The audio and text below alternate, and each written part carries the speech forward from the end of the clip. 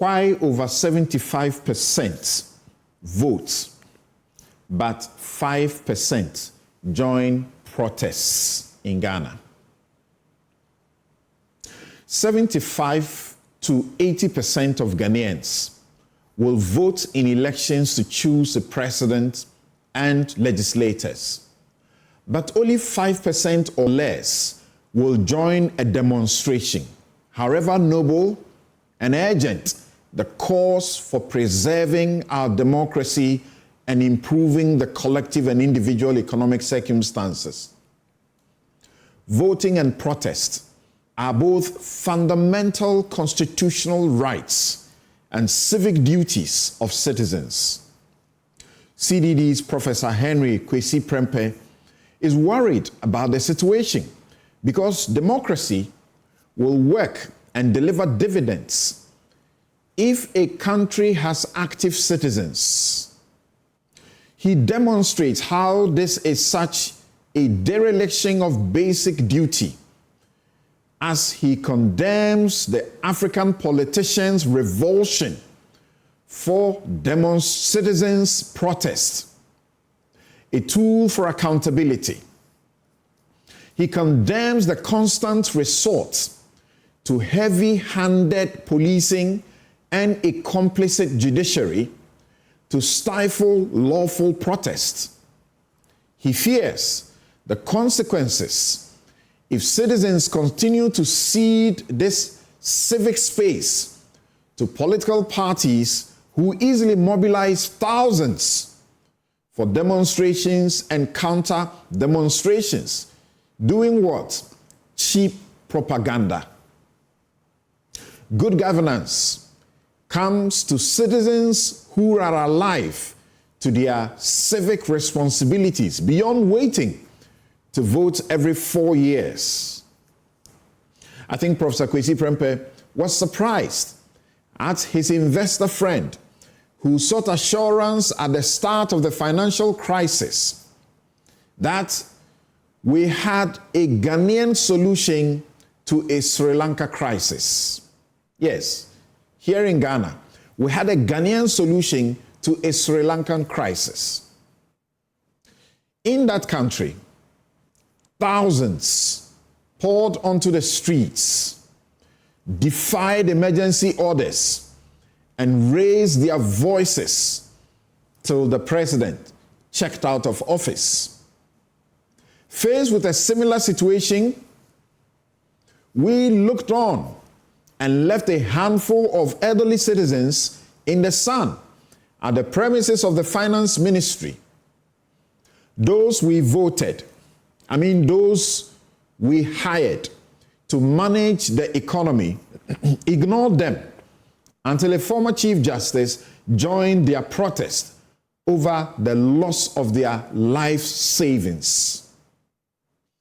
I watched the audience, scholars and friends of Akoto Ampao at his first anniversary memorial lecture nod in agreement as the CDD boss spoke about how our wasteful and selfish politicians take us all for granted as they loot the kitty. The economy has suffered historic damage. People need as much as 17 cedis for a single US dollar. A ball of kenke, which sold for 1 cedi only a few years ago, is now 5 cedis and more in a country where the daily minimum wage is 18 cedis. How do people survive on that? Some earn less. Many, even the middle class, so-called middle class, have been driven into poverty and extreme poverty. Yet, listen to what takes center stage at the campaign rallies. Yeah, listen to them carefully.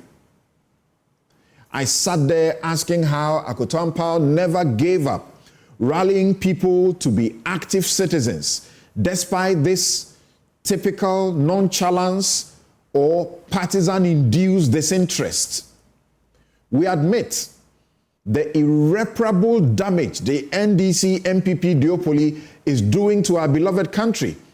Yet, we will not give smaller parties and independent candidates the chance for an attempt at some change. I have voted John Kufuor, Atta Mills, Papa Kwesi Ndum, Zanato Rawlings, Esla Usu Ekufo, and Bridget Jugbonuku. It is encouraging to watch Alan Trematin and his movement for change mobilize decent, orderly crowds. His message has been focused on the economy and what he calls the Great Transformation Plan. It is refreshing to see him pick a young man with clear intentions of preparing the youth to take over. Yes, he went shopping for youth, learning that he approached the iconoclast, conscientious protester for an overhaul of this sham of a democratic structure hijacked by the duopoly. Oliver Barker-Vormawor does not only have an impressive CV, he is far better, well-read, and deeply grounded in life-transforming philosophies and politics than some who are parading in high public office and some jokers seeking to be president of this Nkrumah Republic.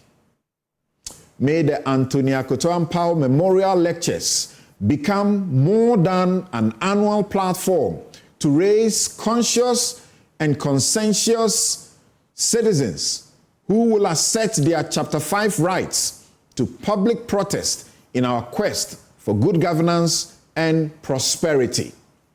May Busumuru Kofi Annan's words ring deep to benefit Ghana.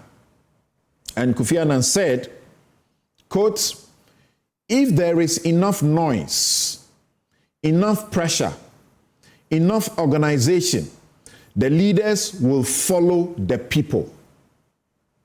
If the people are apathetic, they don't vote, they are leaving the field open to the politicians to do what they want." And that is my take.